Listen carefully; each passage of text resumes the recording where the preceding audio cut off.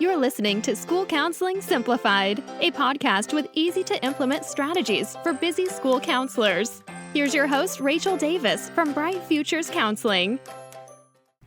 Imagine being able to see every class with ease, regardless of your caseload size. Creating engaging lessons your kiddos will love. Having the ability and confidence to manage classroom behaviors. And having the know-how and tools to measure your lessons' effectiveness. If you're tired of feeling unprepared and overwhelmed and are ready to deliver amazing classroom counseling lessons, this is made for you. And if you follow the framework I'm teaching in this course, you will go from feeling stressed and overwhelmed to feeling confident and prepared as you learn how to schedule, plan, deliver, and assess your classroom counseling lessons. Head to stressfreeschoolcounseling.com/class lessons to sign up right now. You're listening to another episode of School Counseling Simplified. So today I want to continue our conversation on class lessons by talking about planning your counseling lessons. So this is figuring out exactly what you're going to teach. What are you going to cover? Are you going to do an icebreaker? Are you going to do an activity? How are you going to run your class lesson? How long is it going to be? There's a lot of planning involved. So I can't wait to share this with you. Again, it's a sneak peek from Module 2 of my Stress-Free Class Lessons course. So if you're looking for a more comprehensive way to learn about, scheduling, planning, and assessing your classroom counseling lessons, you're going to love the course. Like I said, this is just a little sneak peek from Module 2, which talks about mapping out your lessons for the whole school year, sourcing class lesson topics, using a lesson builder framework, and getting creative and inspired with 5 types of engaging and hands-on lessons. So I'm going to give you a little sneak peek of that today, and I hope you find it super helpful. Let's go to the show. Welcome to Lesson 1. In this lesson, I'll be showing you how to plan out your counseling lessons for the entire school year. So like I said, Lesson 1 is how to map out lessons for the year. So in this lesson, you're going to learn how to select topics for your class lessons, how to offer those as-needed lessons. I mentioned this a little bit in Module 1, and how to repurpose your content across grade levels. So there's 5 ways to source lesson topics. First up, look at the calendar. Then reference referral data and deficits, review needs assessment responses, check out existing curriculum, and base lessons around a book. So first, look at the calendar. So choose topics based on holidays, seasons, school-wide activities, and counseling trends. So what I mean by this is when you're planning out your lessons, you want to think about things like, October is Bullying Prevention Month, so that's a great time to do a lesson on bullying prevention. Or perhaps around Valentine's Day, you want to do a lesson on friendship. Or maybe at the January, you could do lessons on goal setting as you're, entering the new year. Or January would be another good time to review those classroom behavior expectations. So maybe doing a lesson on self-control. For these, you want to think about counseling trends as well. So perhaps there's, random acts of kindness, and you want to do a kindness lesson during that month to complement that school-wide activity you're doing. Something I always recommend to counselors is to start with the Meet the Counselor lesson in August or September, whatever your first month back is at school. This does a few things. It gives you an easy go-to lesson to start the year off with. This is where you can introduce yourself to students and tell them a little bit about who you are and your role as the school counselor, as well as how they can access the services that you're providing. But more than that, it's also modeling for them what the class lessons are going to look like. So you come in, you do your Meet the Counselor lesson and introduce yourself, and then you can tell them, hey, I'm going to be coming into your classroom every month to teach a lesson on different topics. This is what it's going to look like. The second thing is to reference referral data and deficits. So talk with your admin and find out where students are struggling. Do you have really low attendance rates? And if so, why do you think so? Like, what topic could we address to improve those rates? Are you having a lot of kids sent to the office for acting out in a certain way? Is this something we could address with like a self-regulation lesson? Are kids, overreacting to certain things? Is this something we could address with the size of the problem lesson? You want to find out, look at the data and find out why kids are getting referred to the principal's office, why kids are getting in trouble, where are the deficits at, and then how can you be preventative in helping those through your class counseling lessons. The third thing is to review that needs assessment. So in the last module, I was showing you how you can use a needs assessment to get input from teachers to get their buy-in. But also you can review these results to figure out, what you're going to plan your lessons on. So you're sourcing information from the school to plan your class lessons. Now, it doesn't have to be limited to teachers. You could send this to the staff. You could even send one to families. I've even heard of people sending them to students themselves if they're older students. but this is a great way to find out where the needs are. You can crowdsource your topics from teachers, staff, etc. Or you can even send out an informal survey if you don't want to do like a formal needs assessment, or you could do a mix. You could do like a formal needs assessment for the teachers and an informal survey for anyone else who wanted to share some input. The fourth way is to check out existing curriculum.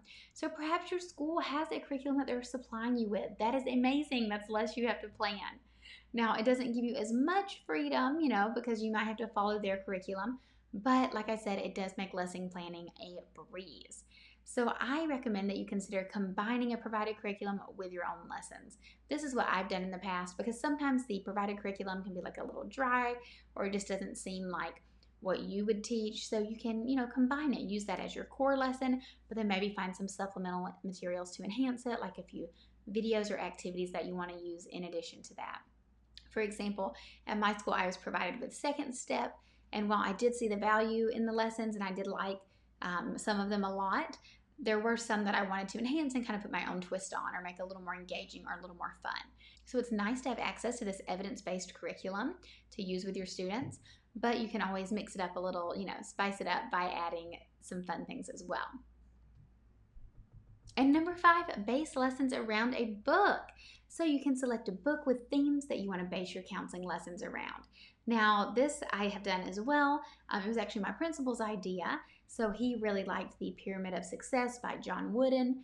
And John Wooden then has a children's book called Inch and Miles that's about the Pyramid of Success. So on this pyramid, there's different character traits. So our principal really wanted the entire school to get on board with this book. So he asked me if I could do class lessons based on the character traits. So that's a great example of how I use that book. Now, you want to make sure that the teachers have access to a copy as well. So you want to come in, you can read the story and then do a lesson related to it, but you also want to make sure that this is something they can reinforce when you're not there as well. Now, in my example, I shared how I had like one book that had different character traits in it. So we used the one book the whole year to go over different lessons. Or you could use books for each lesson. So this would require a little more planning on your end, but each month you could, select a children's book, an SEL book to use as part of your counseling lessons. And remember, you can offer those as needed lessons. So I mentioned this a little bit when discussing getting teacher buy-in, how you can, really cater it to their class's needs by offering an as-needed lesson, but I can't stress this enough. I have a few examples of how I've done this and how it's been really successful. The first one was 4th graders, and this class, it was 2 classes actually, where they noticed a lot of the kids were on this thing. It was almost like chat roulette. I don't know if you guys remember that, but they were using this like online chat, video chat thing with strangers, and the teachers felt that it was very dangerous and they wanted to address it. So they asked me to come in and do a cyber safety lesson. Now, I did the lesson just for those 2 classes, so I didn't do the lesson for everyone else, and they received this lesson in addition to their monthly class counseling lesson.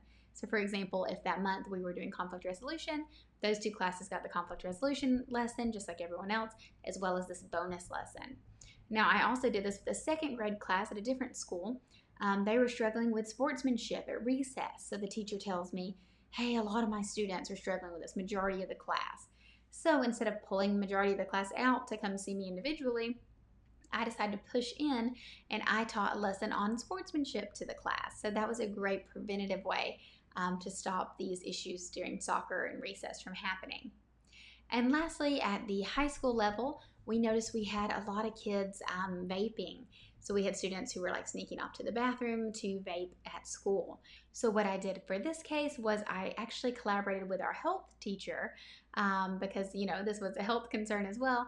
And she and I teamed up and did some vaping awareness lessons to the students. So those are just a few examples of how you can offer as needed lessons. So if a teacher comes to you with a problem, or if you're noticing a problem on campus with a larger group of students, you can do an as needed lesson. Now, I have a planning tip for you. Don't reinvent the wheel. You can repurpose content by slightly modifying it to apply it to different grade levels. So what I mean by this is, let's say that you're doing conflict resolution and you're at a K through 5 school. Now, your conflict resolution lesson for kinder is going to look a lot different than your conflict resolution lesson for 5th grade. but you want the whole school, to be on the same track because you're not trying to create, 5 different lessons every single month. That's just way too demanding. So what you can do is get a little creative. So you can think, okay, I want everyone to learn conflict resolution. What does that look like at the kinder level? Well, at kindergarten, conflict resolution, we can approach it preventatively and, just talk about friendship, qualities of a good friend and qualities of a bad friend. That would be an example. Whereas at the 5th grade level, you could dive a little deeper into actual conflict resolution, maybe do some role play of conflicts that students have had, and then they can practice responding with I statements, and you can show them how to build those I statements. So that's an example of how both the kindergarten students and the 5th grade students are learning about conflict resolution, but in age-appropriate and developmentally appropriate ways. So I hope you found lesson 1 helpful. In this lesson, you learned how to select topics for your class lessons. Remember, I encourage you to look at the calendar, look at any counseling trends, holidays, seasonal things, or just trends at your school that seem to pop up. And then how to offer as needed lessons. So think about how you can offer, those one-time lessons in addition to your existing class lessons. And lastly, how to repurpose that content across the grade levels. So don't reinvent the wheel and don't overdo it trying to create custom lessons for every single grade level every single month. Now, here are a few things you can do to take action now. First, write down monthly events. So grab a calendar, sit down, and figure out what monthly events you may want to plan your class lessons around. Then gather discipline referral data. So talk to your admin and say, hey, what are kids getting referred for? Or last year, what were some of their main concerns? How can I use my class lessons to prevent this from happening this year?